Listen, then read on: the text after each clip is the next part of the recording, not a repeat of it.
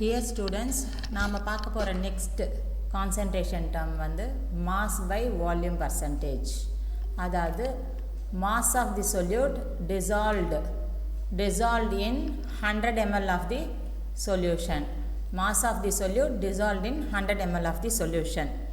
அதுதான் வந்து mass by volume percentage. ஓகேவா? solute வந்து mass ஆகும், solution வந்து in terms of volume ஆகும் நம்ம represent பண்ணுறோம். ஓகேவா? mass by volume percentage. இந்த concentration term எங்கே யூஸ் ஆகும்னு பார்த்தீங்கன்னா மெடிசன் இண்டஸ்ட்ரியில், மெடிசன் அண்ட் ஃபார்மா இண்டஸ்ட்ரியில் mass by volume percentage அப்படின்ற concentration term வந்து யூஸ் பண்ணுறாங்க. Next concentration term parts per million. அப்படின்னா என்ன? number of parts of the component divided by total number of parts of all components of the solution into 10 power 6. அதாவது 1 மில்லியனில் எத்தனை part இருக்குது அப்படின்றது தான் parts per million. Okay, so இந்த parts per மில்லியன்ன்ற இந்த கான்சன்ட்ரேஷன் டேர்ம் எங்கே யூஸ் பண்ணுவாங்கன்னு பார்த்தீங்கன்னா to measure the concentration of pollutants in air and water. So ஏர்லேயும் வாட்டர்லேயும் இருக்க பொல்யூட்டன்ஸோட கான்சன்ட்ரேஷன்ஸை ஏர்லேயும் வாட்டர்லேயும் இருக்க பொல்யூட்டன்ஸோட கான்சன்ட்ரேஷனில் இன் டேர்ம்ஸ் ஆஃப் பிபிஎம்மில் மென்ஷன் பண்ணுவாங்க. ஏன் நம்ம பிபிஎம் யூஸ் பண்ணுறோன்னா ஒன்லி ட்ரேஸ் குவான்டிட்டிஸ் தான் இருக்கும் பொல்யூட்டன்ஸ் இல்லையா? ட்ரேஸ் குவான்டிட்டிஸ் இருக்க அந்த சப்ஸ்டன்ஸை நம்ம எப்படி கான்சன்ட்ரேஷனில் கொண்டாடுறது, அதுதான் parts per million. For example, sea water, liter of sea water contains 6 into 10 power minus 3 grams of dissolved oxygen. அதாவது sea water ஓட mass வந்து எவ்வளோ? mass of the solution 1030 grams 1 liter. ஓகேவா? அதில் எவ்வளோ grams of dissolved oxygen இருக்குது? 6 into 10 power minus 3 grams of dissolved oxygen இருக்குது. இதை எப்படி நம்ம ppmஆ கன்வெர்ட் பண்ணுவோம்? ஸோ ppmஆ கன்வெர்ட் பண்ணும்போது mass of the solute divided by mass of the solution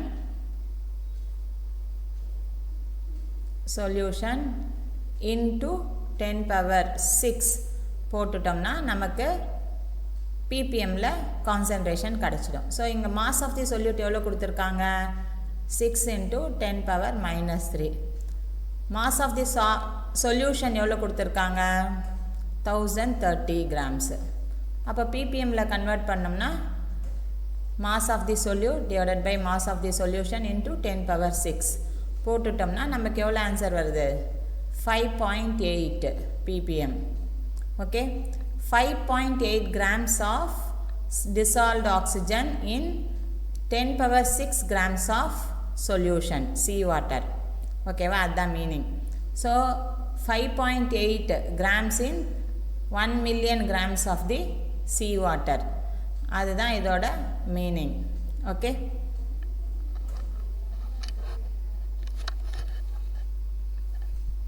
dear students, நாம் இன்றைக்கி பார்க்க போகிற topic mole fraction. Mole fraction வந்து it is also a concentration term. அது வந்து represented by the letter chi, x மாதிரி போடணும் இப்படி. Okay, so represented by the letter chi and mole fraction of component is given by the formula number of moles of the component divided by total number of moles of all the components. அப்படின்னா இப்போ நம்ம வந்து ஒரு binary solution இருக்குதுன்னு வச்சுக்கோங்க. Binary சொல்யூஷன்னா என்ன? 2 components இருந்தால் binary solution. ஒரு சொல்யூஷனில் 2 component. Okay, so let us assume that the two components are A and B. 2 component இருக்குது பைனரி சொல்யூஷனில். இப்போ எனக்கு mole fraction of component A வேணும்னா ஃபார்முலா என்ன? Mole fraction of component A equal to NA divided by NA plus NB. அப்படின்னா number of moles of A divided by total number of moles. So binary சொல்யூஷனை 2 component இருக்கிறதுனால total of number of moles என்ன வரும்? number of moles of A plus number of moles of B. அதுதான் total number of moles. அதே மாதிரி எனக்கு வந்து mole fraction of B component B வேணும்னா formula என்ன? number of moles of B divided by total number of moles, that is Na plus Nb. ஓகேவா? So இப்போ நம்மளுக்கு சொல்யூஷனில் மோர் தேன் ஒன் காம்பனண்ட் இருக்குது. Say for example I number of components இருக்குதுன்னு வச்சுக்கோங்க.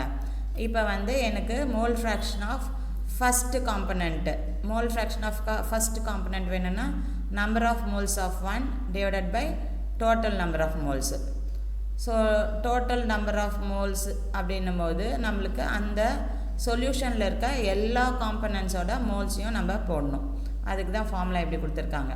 So mole fraction of I equal to number of moles of ith component divided by total number of moles of all the components present in the solution. அந்த சொல்யூஷனில் இருக்கிற எல்லா காம்பனன்ட்ஸோட number of மோல்ஸையும் போட்டு add பண்ணணும். Okay, so Ni divided by N1 plus N2 plus I number of components, that is summation of Ni வரும் இல்லையா? So உனக்கு அதே மாதிரி mole fraction of second component வேணும்னா என்ன பண்ணணும்? N2 divided by total number of moles. So N1 plus N2 plus till ith component போட்டுட்டோம்னா mole fraction of component 2 கிடைக்கும். ஓகேவா? ஸோ இப்போ வந்து அப்போ வந்து நம்ம mole fraction of all the components add பண்ணோம்னா என்ன வரும்? 1 வரும்.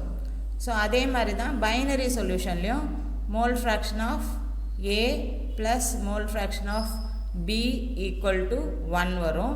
அப்போ நம்ம வந்து மோல் ஃப்ராக்ஷன் ஆஃப் A கண்டுபிடிச்சிட்டோம் அப்படின்னா மோல் ஃப்ராக்ஷன் ஆஃப் B வந்து ஈஸியாக கண்டுபிடிச்சிடலாம்.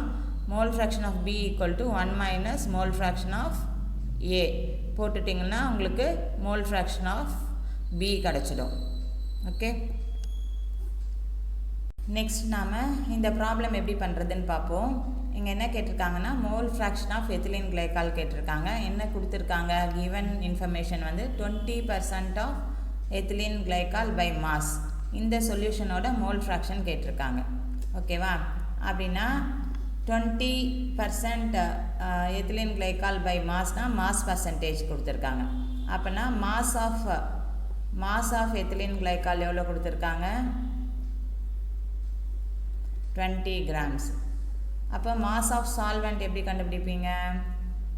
Mass of solvent equal to mass of solution minus mass of solute. So 20% ethylene கிளைக்கால்னா என்ன அர்த்தம்?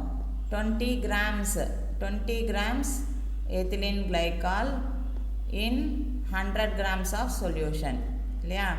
இன் 100 grams ஆஃப் சொல்யூஷன், அதுதான் மீனிங் இல்லை. 20% of ethylene glycol by mass பர்சன்டேஜ்னா 20 grams of ethylene glycol in 100 grams of solution.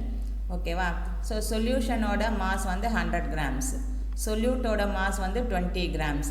அப்போ சால்வெண்ட்டோட mass வந்து என்ன? 100 minus 20, அப்போ 80 grams. ஓகேவா? ஸோ இப்போ நம்மளுக்கு mole fraction of ethylene glycol வேணும். ஸோ மோல் ஃப்ராக்ஷன் வந்து ஃபார்முலா என்ன?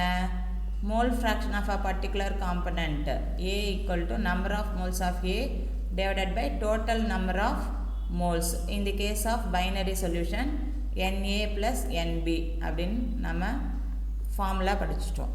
ஸோ இப்போ நம்மளுக்கு number of moles of component ஏவும் வேணும், காம்பனண்ட் பியும் வேணும். அதாவது சொல்யூட்டும் வேணும், சால்வெண்ட்டோட நம்பர் ஆஃப் மோல்ஸு நம்ம கண்டுபிடிக்கணும்.